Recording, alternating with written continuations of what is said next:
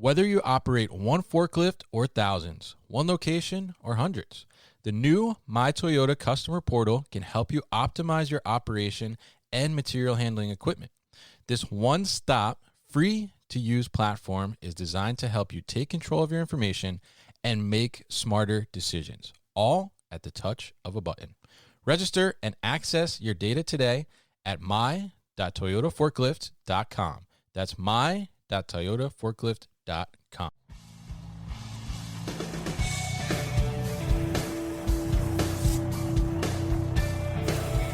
The New Warehouse Podcast, hosted by Kevin Lawton, is your source for insights and ideas from the distribution, transportation, and logistics industry. A new episode every Monday morning brings you the latest from industry experts and thought leaders. And now, here's Kevin.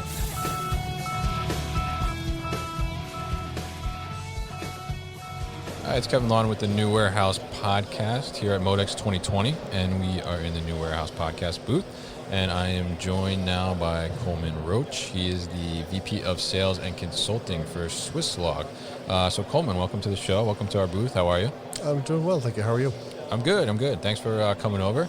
And I see you have your Swisslog red on, the red sneakers as well. Absolutely. Part of the brand. I love it. So tell us a little bit about Swisslog and what Swisslog does.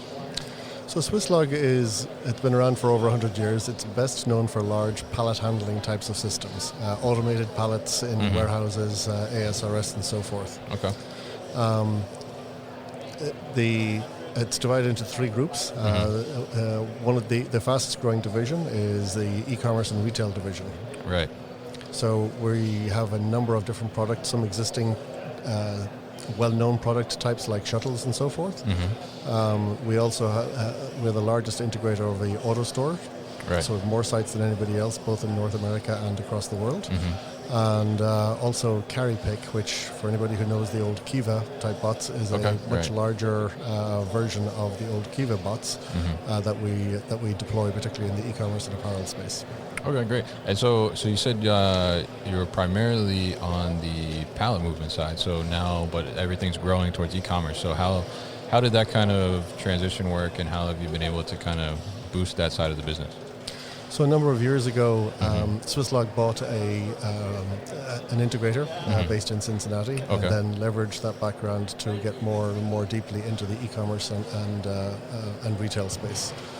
At the same time, the various European parts of Swisslog were getting more and more into e-commerce as well. Right. So leveraged some of the capabilities, a lot of the development capabilities, product development are based in Europe, and also software is in North America as well as Europe as well as Malaysia.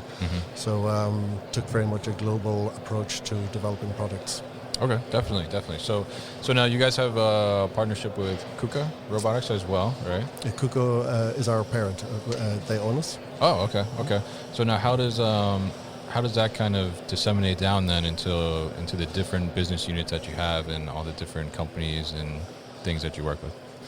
Well, we leverage their robotic background. They're probably best known for large automotive products, automotive assembly and those types of things. But for quite some time, they've also done much smaller robots. And so the best-known product that we have is called Item Pick, where you use a small robotic arm to pick out of totes that are presented from auto stores or from the Carry Pick shuttle. Carry Pick or the shuttle products. Okay, so I'm envisioning it, and I guess the auto store sends out the tote, and then the arm actually goes and picks the products, right? That is exactly correct, yeah. Okay, cool. And now, what are you guys exhibiting this year at MODEX? This year we have a selection of our products. We have the Cyclone Carrier, which is our shuttle. We have Carry Pick, which is our Kiva-like bot. Right. So I mean, one of the things our customers like about the Kiva bot is that it is that it takes a lot more product than the Kiva did. Essentially, as you can imagine, over time, products develop, get larger, have larger capabilities. Of course, so we can present a lot more product in front of a picker at a time. We're showing you the auto store, and then we have some of our pallet handling technologies as well. Okay. It's all tied together by our software, which is known as Sync, SYNQ. And so that basically provides a common interface across all of our different products to the human interface component. Interesting. Yeah, actually, as I was on the way over here to meet you, I walked past your booth and I saw the auto store mascot jumping around over there. Yeah, that doesn't come one with every system or anything. So okay. That's a show only. I was going to say that was a selling point for me. I got to get a mascot too. Okay, so you guys are working in a lot of different aspects of automation in different parts, like from small pieces to big pallets, like you said. And so, what do you see is the big demand coming from customers in terms of optimization, automation? What are they asking for the most right now? So what they're asking for are things like flexibility, particularly, as opposed to a particular product. I mean, from a user's point of view, they're not necessarily focused on a particular product. They're looking for the capabilities of what that product brings to their business. Okay. And traditionally, one of the things that automation has struggled with over time is the concept of flexibility, both in terms of operational flexibility and in terms of how you can add on to systems. Right. One of the challenges, if you're building a large shuttle system, then and it intends to expand it, you still have to build out all of the conveyor and those types of things at the very beginning, which inherently, technically it's flexible, but it's not as flexible as, let's say, an operator might like it to be. So when it comes to, we are lucky enough to have in both the auto store and the carry pick, two of the most flexible products on the market. Okay. 1/6 of our North American deployments of AutoStore we have expanded while they're still in operation. Oh wow! So no shutdown. No shutdown. That's awesome. Which is huge. Yeah. And the other thing is, people tend to think of material handling systems in terms of large blocks. Let's say long, skinny blocks for shuttles and mini loads and those types of things. But one of the things about the AutoStore is it can be L-shaped, it can go around the corners of buildings, it can fit around other operations. So it gives you a lot of design flexibility so that the technology doesn't become a constraint in the warehouse.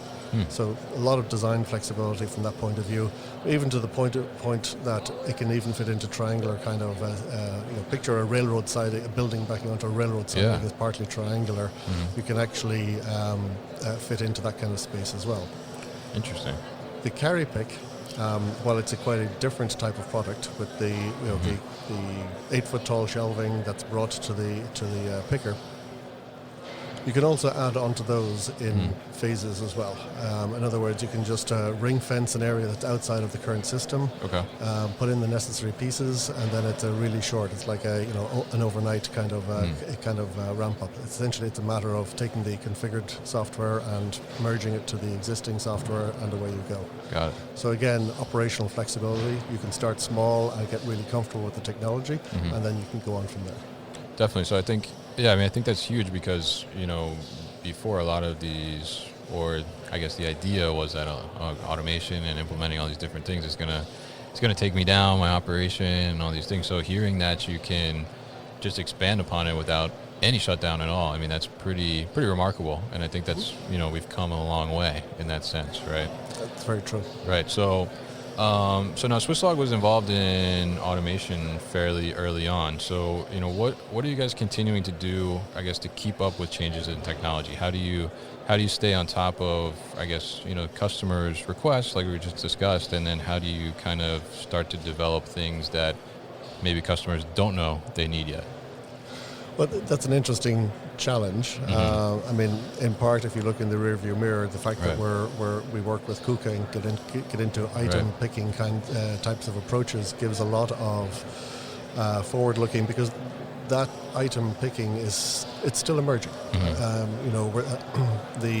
There's a lot of people, a lot of companies around who have developed some technology but really haven't deployed it in large scale. Right. And deploying new technologies in large scale tends to be what separates the men from the boys. Because only when you're dealing with, let's say, in an auto store with a lot, 100, 200 robots running around, that's when you start really understanding where the software needs more development and those types of things. The same is true in other types of technologies over time, and you'll see the depth of a company's ability, both in terms of technological expertise and also in terms of deep pockets sometimes. When you go in the development world, things go bump in the night at times, and you have to be big enough to be able to deal with those types of things. In the more forward-looking end of things, understanding where customers really want to go. You know, we're also active in the e-grocery space, for example, and one of the challenges is that everybody who is there, all of the grocery companies are still going through a massive learning process. There's no one recipe that works. So being really listening to your customers and also setting up groups within the company who can be agile enough for software development and those types of things to be able to keep up with or be able to propose to your customers, hey, maybe let's talk about this problem that you're seeing over here. Maybe we can work in some of those directions and maybe co-develop. Definitely. Okay. Very interesting. So now, what do you think? So, I mean, you guys are heavily involved in the automation world, obviously, and so what do you think from now? We're at MODEX 2020, right? So, what do you think like MODEX 2030 looks like? Because obviously, I mean, from ProMat last year to now, we're seeing robots and automation everywhere. How do you think we expand upon that in the industry? I think you'll see some things that are being played with now that people are trying, unloading and loading of trucks. Right. That is still very much in its infancy. I think it's going to be 5 to 10 years before you really see. It's an incredibly complex set of operations, working in a very confined space. So it's everything that robots struggle with in a sense. But I think over the next 10 years, you'll see a whole lot more in those kind of spaces. You'll definitely see more in the AI-driven things. You see some pretty cool vision-driven systems in item picking and those types of things. They'll move it to another level. You'll see some of the companies that you're around here today won't be around because there's there's a whole bunch of companies running into certain segments, and inevitably some of them will be bought up, some of them will fail, and some of them will succeed. So you'll see over the next 2 or 3 years, you'll see some changes as far as that goes. And then there'll be another round of new stuff, whatever's next. One of the really cool things is the rate of invention is now faster than ever before. 10 years ago or 12 years ago at ProMat, or predecessor to MODEX, technology development looked pretty stagnant year to year. And now it's in a really exciting place, which is there's a much wider variety of solutions, which means that somebody who comes here to try and find something for their business is more likely to be able to find what they're looking for.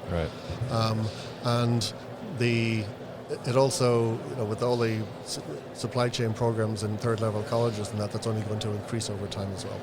Definitely, yeah. And I think your comment about, how technology is growing so rapidly and invention is becoming faster. I mean, even I've worked in distribution space for like 8 years now. Even in that time, seems like in the past 2-3 years, seeing how automation and robotics and all that stuff is just kind of, gone crazy in a sense, just exploded. It's pretty wild. So it would be interesting to see how everything kind of lines up in the next 10 years, like you talked about.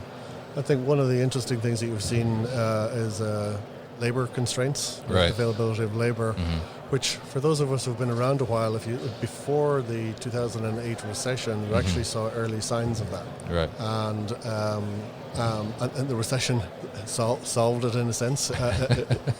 But one of the curious things about the most recent recovery is that it took a long time for labor utilization to go up.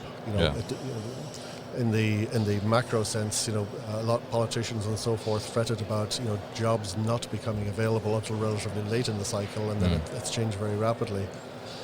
And so I think you'll see those kind of cycles morph over time with the availability of technology. I mean, at some point, whenever there's another economic bump in the road, the recovery from that will be different, and I think you'll see a lot more robots involved in it. We talked to a customer, hopefully a customer, we'll see, a prospective customer today who they have some they have an operation that feeds into their manufacturing processes, and really what they're interested in doing is they struggle with getting people. They'd like to take the people who are involved in picking type processes, which are less value added than manufacturing processes, shift them into their manufacturing operation and do more robots into the picking operations. Right. So that's the type of thing that we're talking about with them. Okay, great. So thank you so much for coming by the booth, and we will post more information about this. And how can we find out more information about Swisslog? Swisslog.com. Very easy, swisslog.com. All right, we'll put that on thenewwarehouse.com as well. So Colman, thank you so much, and hope you enjoy the rest of the show. Thanks very much, Kevin. You've been listening to the New Warehouse Podcast with Kevin Lawton. Subscribe and check us out online at thenewwarehouse.com.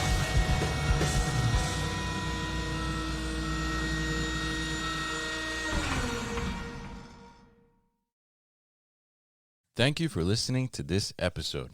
If you want more content from the New Warehouse, check out our new video series called All Hands on LinkedIn.